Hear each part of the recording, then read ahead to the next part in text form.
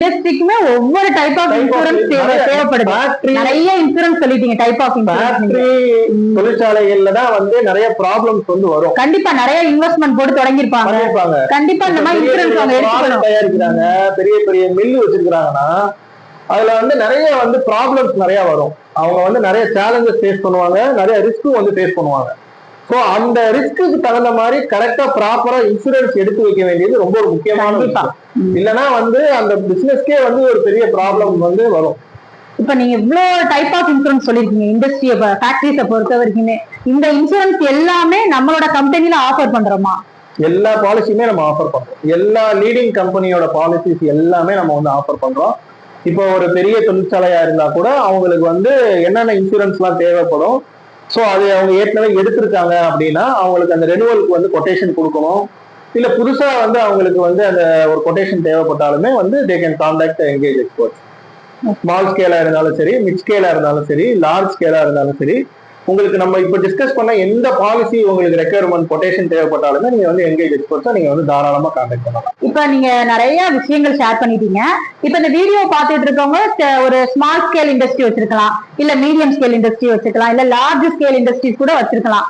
இப்ப அவங்களுக்கு எப்படி தேவைப்படும், அவங்களுக்கு எந்த மாதிரி தேவைப்படும், அவங்க அப்படி யோசிப்பாங்கல்ல? இல்ல இப்ப நீங்க கேக்குறது வந்து ஒரு ஸ்மால் ஸ்கேல்னா என்னென்ன இன்சூரன்ஸ் எடுத்துக்கலாம் அப்படி கேக்குறீங்க. அதையே டிஃபரன்ஷியேட் பண்ணி சொல்லுங்க. மூணு ஸ்மால் ஸ்கேல்னா நான் சொன்ன மாதிரி வந்து ஒரு சின்ன ஃபேக்டரியா இருக்கும். இப்ப அவங்க வந்து என்னன்னா அவங்களோட ஒரு ஃபயர் இன்சூரன்ஸ் எடுத்துக்கலாம். அது போக அவங்க வந்து இப்ப மிஷினரிஸ் வந்து இப்ப காஸ்ட்லியான மிஷினரிஸ் வச்சிருக்காங்கன்னா மிஷினரி பிரேக் டவுனுக்கு கண்டிப்பா எடுத்துக்கலாம். இப்போ ஒரு 10 பேருக்கு மேல ஒர்க் பண்றாங்க அப்படின்னா அந்த ஸ்டாஃபுக்கு வந்து ஒரு இஎஸ்ஐ கவரேஜோ இல்ல ஒர்க்மேன் காம்பன்சேஷன் அந்த மாதிரி கண்டிப்பா எடுத்துக்கலாம். அவங்க அந்த ஃபேக்டரிக்கு யூஸ் பண்ற வெஹிக்கிளுக்கு வந்து ஒரு இன்சூரன்ஸ் கவரேஜ் வந்து எடுத்துக்கலாம். இப்ப டாடா ஏசி யூஸ் பண்றாங்க, இல்ல லாரி வச்சிருக்காங்க அப்படின்னா அதுக்கு வந்து அவங்க இன்சூரன்ஸ் வந்து எடுத்துக்கலாம். இது போக வேற குறிப்பிட்டு வேற ஏதாவது ஸ்டாக்ஸ் வந்து இப்ப டெய்லி நிறைய ரா மெட்டீரியல்ஸ் வரும், வெளியில நிறைய ஸ்டாக்ஸ் வந்து வெளியில வந்து வேற ஸ்டேட்டுக்கு அனுப்புறாங்க, இல்ல வந்து வெளிநாட்டுக்கு வந்து அனுப்புறாங்க அப்படின்னா அந்த மரைன் கார்கோ இன்சூரன்ஸ் வந்து எடுத்துக்கலாம்.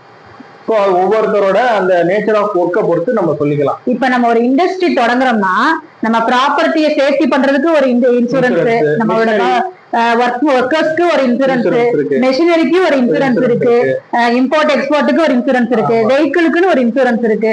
இந்த மாதிரி நிறைய டைப் ஆஃப் இன்சூரன்ஸ். இந்த விஷயங்கள்லாம் கண்டிப்பா அவங்க தெரிஞ்சுட்டு அதுக்கப்புறம் ஸ்டார்ட் பண்றது ஒரு பெஸ்டா இருக்கும். ஆமா.